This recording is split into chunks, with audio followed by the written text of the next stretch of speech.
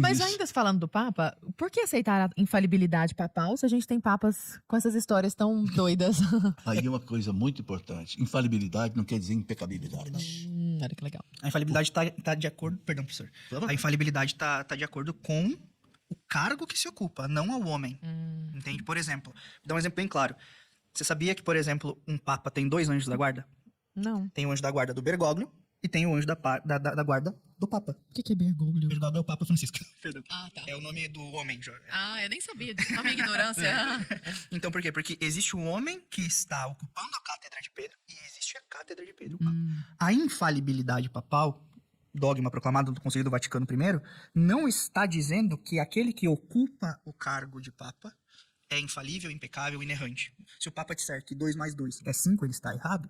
Então, um Papa, como homem, e quando não fala como doutor universal, ele pode cometer erros e equívocos. Onde que ele não fala?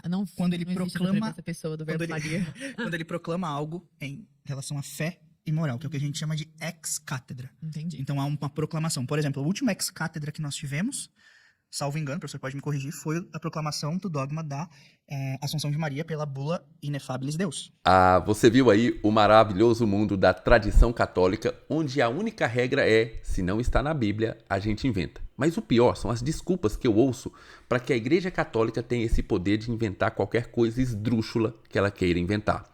Segundo os católicos, foi a Igreja Católica que nos deu as Escrituras. Então, ela está acima das Escrituras. A Igreja Católica veio antes das Escrituras. E nós temos um grande problema, na verdade, 2 grandes problemas a respeito deste argumento. O primeiro deles é que qualquer estudante de teologia sério e de história da Igreja vai saber que não existe essa história de a Igreja Católica ter nos dado as Escrituras. Mas, em segundo lugar, vamos levar em consideração que este conceito estivesse certo. Sim, faz de conta. Vamos fingir que realmente a Igreja Católica foi que nos deu as Escrituras. Veja, quando ela nos deu as Escrituras, ela disse que esse livro continha a palavra de Deus, o evangelho inerrante e infalível de Deus. Então, ali dentro, nós temos a palavra de Deus e ela é inerrante e infalível. Só que aí depois ela vem construindo dogmas que vão contra essa palavra de Deus inerrante e infalível. Ai, gente. Ora, não tem como ter as duas coisas, Igreja Católica. Ou a palavra de Deus é inerrante e infalível, e você então deve segui-la literalmente, ou então a palavra de Deus não é tão inerrante e infalível, e o que é verdadeiramente inerrante e infalível é a tradição católica. O que na prática é exatamente o que acontece. A tradição pode ir contra as Escrituras, porque afinal de contas a Igreja veio antes da Bíblia. E dentre essas várias tradições, nós temos uma obra-prima que foi construída ao longo do tempo. O papado. Obviamente, o papado não ficou sozinho, ele não tem como subsistir sozinho. Para sustentar o papado, foi necessário inventar outros dogmas, como, por exemplo, a infalibilidade papal. Por que aceitar a infalibilidade papal se a gente tem papas com essas histórias tão doidas? Que é o dogma que basicamente vai dizer que, quando o Papa fala em matéria de fé e moral, ele é infalível. É como se o Espírito Santo validasse as falas do Papa quando ele fala, obviamente, em matéria de fé e moral. É como se ele dissesse, isso que o Papa está dizendo é 100% verdadeiro, você aí, cristão, pode seguir fielmente. Confia. Mas para tudo isso, nós só temos um problema, que inclusive eu venho falando ao longo de vários vídeos aqui do canal. Um problema muito grave com o dogma da infalibilidade papal. Ele não possui um mínimo embasamento bíblico, mas nem um resquício, ou seja, ele não passa pelo crivo do sola escritura. É claro que eu não vou conseguir trazer aqui um contraponto para cada absurdo que foi dito nesse 1 minuto e pouco de vídeo, porque se eu fosse fazer isso, o meu vídeo aqui já ficaria maior do que o podcast do Padre e do Felipe Aquino inteiro. Mas eu quero trazer alguns contrapontos relevantes. O primeiro deles é a respeito das histórias doidas dos papas. O que ela quis dizer com isso? Por que aceitar a infalibilidade papal se a gente tem papas com essas histórias tão doidas? Será que os papas eram doidinhos, agiam por impulso, faziam coisas inconsequentes? Será que era isso? Mas é claro que não. Porque se a infalibilidade papal já é algo estranho e antibíblico, fica muito pior quando você conhece a vida de alguns papas. E eu quero trazer apenas 2 exemplos. O primeiro deles é o querido Papa João XII, que governou a Igreja, foi CEO da Igreja Católica de 955 a 964. Quando ele assumiu o papado, ele tinha apenas 18 anos e ele transformou a administração papal em um verdadeiro covil de prostituição. Orgias, bebidas e uma lista incontáveis de crimes que foram cometidos pelo próprio Papa ou a mando do Papa. Adultério, conspiração para assassinato era uma segunda-feira qualquer ali no governo papal.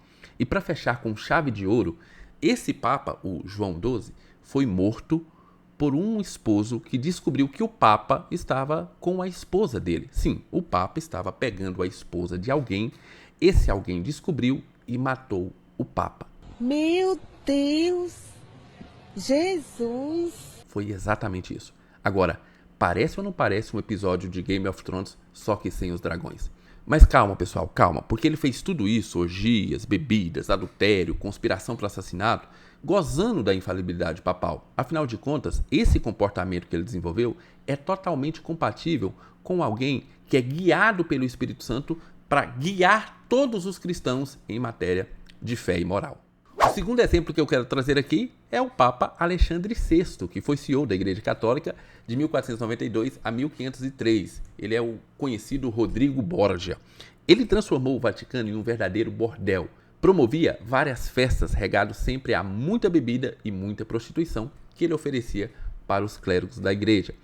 Ficou, inclusive, muito famoso o Banquete das Castanhas que ele promoveu, que, segundo o que eu li, transformava as festas do Peidire em festas infantis e festas inocentes.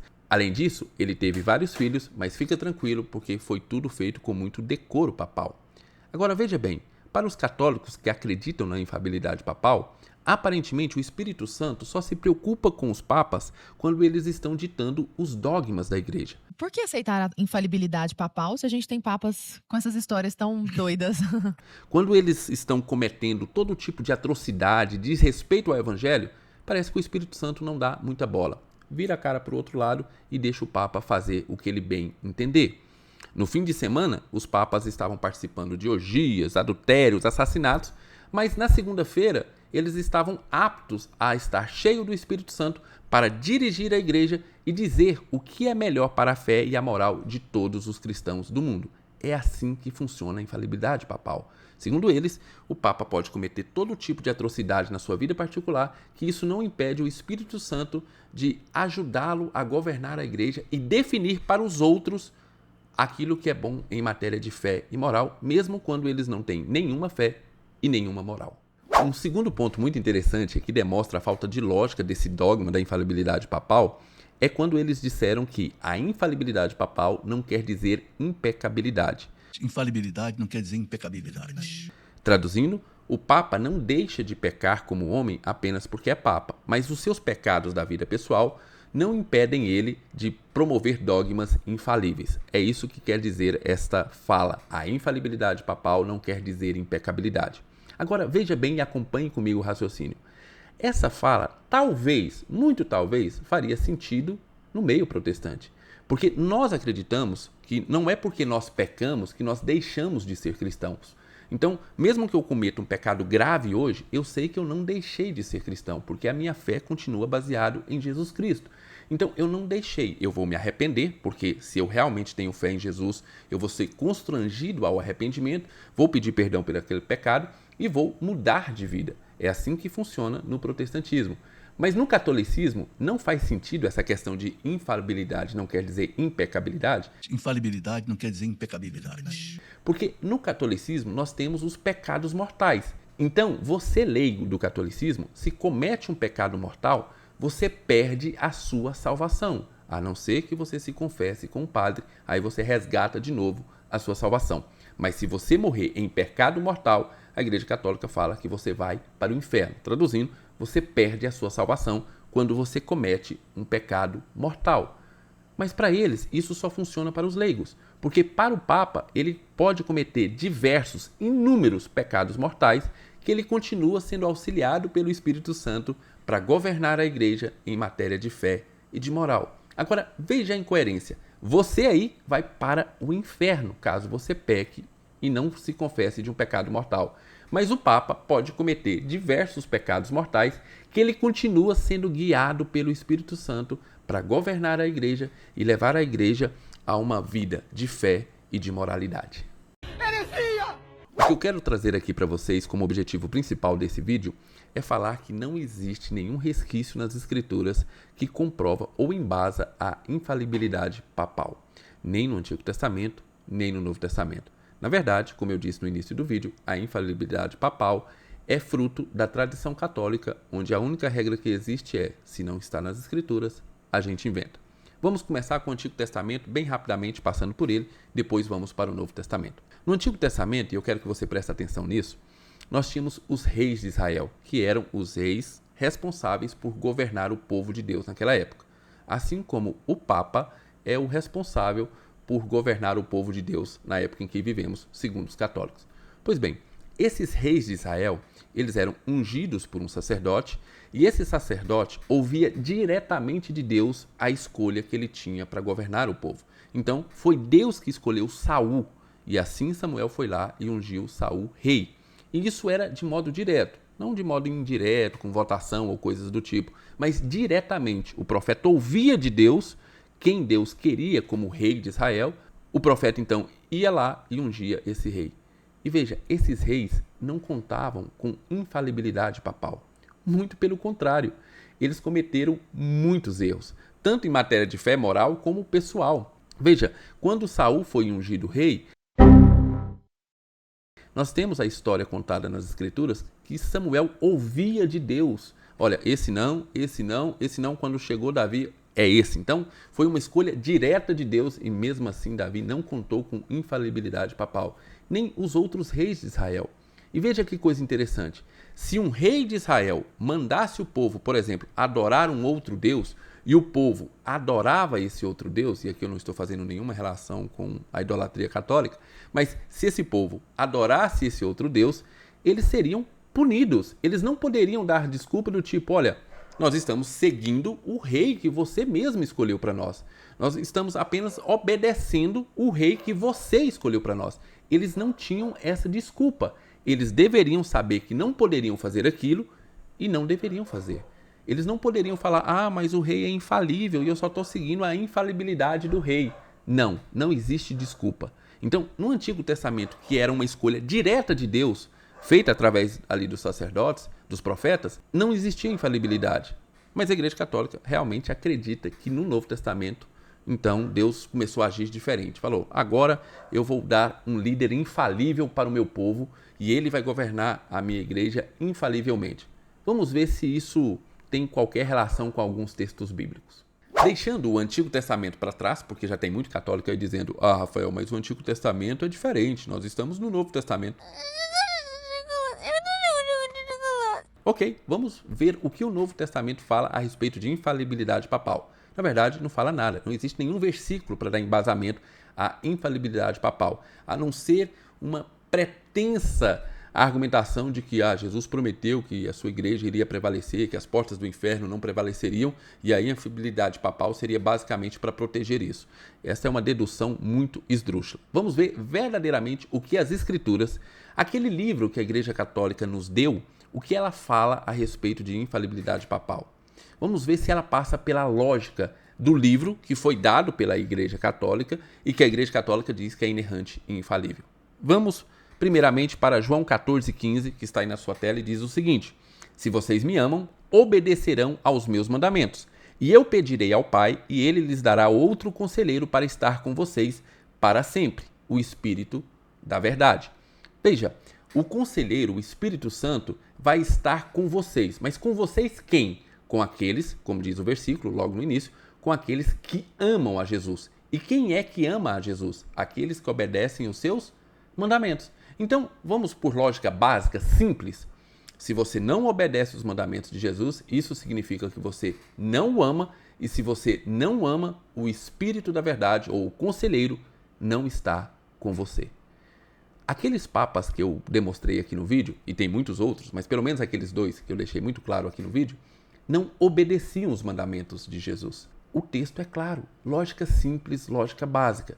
Agora eu entendi! Eles não possuíam o Espírito Santo. O Espírito Santo não estava com eles, porque eles não obedeciam os mandamentos de Jesus. Isso significava, então, que eles não amavam a Jesus. Ainda nesse argumento, nós temos João 14, do 21 ao 24, que diz: Quem tem os meus mandamentos e lhes obedece, esse é o que me ama. Aquele que me ama será amado por meu Pai, e eu também o amarei e me revelarei a ele. Jesus se revela àqueles que amam a Jesus. E quem é que ama Jesus? O versículo, mais uma vez, 21, deixa muito claro. Aquele que tem os meus mandamentos e lhes obedece. Os papas, esses papas que faziam histórias doidinhas... Por que aceitar a infalibilidade papal se a gente tem papas com essas histórias tão doidas? Eles não obedeciam os mandamentos de Jesus. Então, Jesus não se revelava a eles.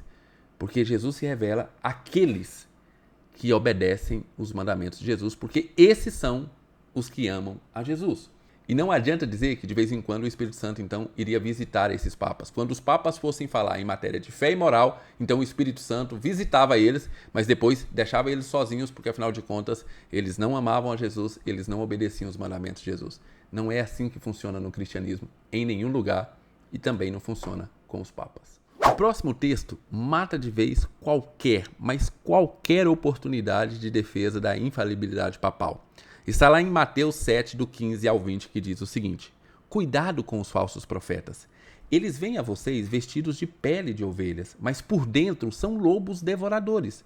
Vocês o reconhecerão por seus frutos. Então, está dizendo o seguinte, olha, pelos frutos eu vou reconhecer se é ovelha ou lobo. E aí ele continua. Pode alguém colher uvas de um espinheiro ou figos de ervas daninhas?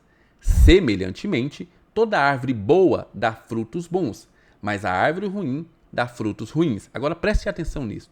A árvore boa não pode dar frutos ruins, nem a árvore ruim pode dar frutos bons. Toda árvore que não produz bons frutos é cortada e lançada ao fogo. Assim, pelos seus frutos, vocês o reconhecerão.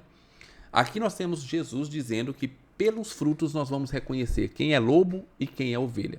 Agora, pense um pouquinho nesses papas que eu trouxe aqui para você. Quais são os frutos desse papa? São bons ou são ruins? O que eles faziam é bom ou ruim? Agora, a Bíblia está dizendo que nós não podemos ter frutos bons de árvores ruins. Mas a infalibilidade papal diz ao contrário, diz o seguinte, olha, no caso do Papa, ainda que ele seja uma árvore ruim, ele vai dar bons frutos para a igreja. A infalibilidade papal está indo diretamente contra a fala do próprio Cristo, porque você olha para o Papa, vê que é uma árvore ruim, mas mesmo assim você tem que acreditar que ele vai dar bons frutos para a igreja. É diretamente contrário àquilo que Cristo falou. Então, veja, não existe possibilidade bíblica de haver qualquer dogma sobre infalibilidade, porque afinal de contas eu não posso ter frutos bons de árvores ruins. De árvores ruins eu só vou ter frutos ruins. O Espírito Santo não vai visitar o Papa só para quando ele vai dizer os dogmas de fé e moral e depois deixa ele sozinho. Ou o Papa é uma árvore boa e ele tem o Espírito Santo com ele, guiando e ajudando ele, ou o Papa é uma árvore ruim e o Espírito Santo não tem qualquer parte com ele. Não tem essas visitas de vez em quando. Não é que nem preso, que no final de semana o Espírito Santo vai lá, visita para guiá-lo ou para ajudar em alguma coisa.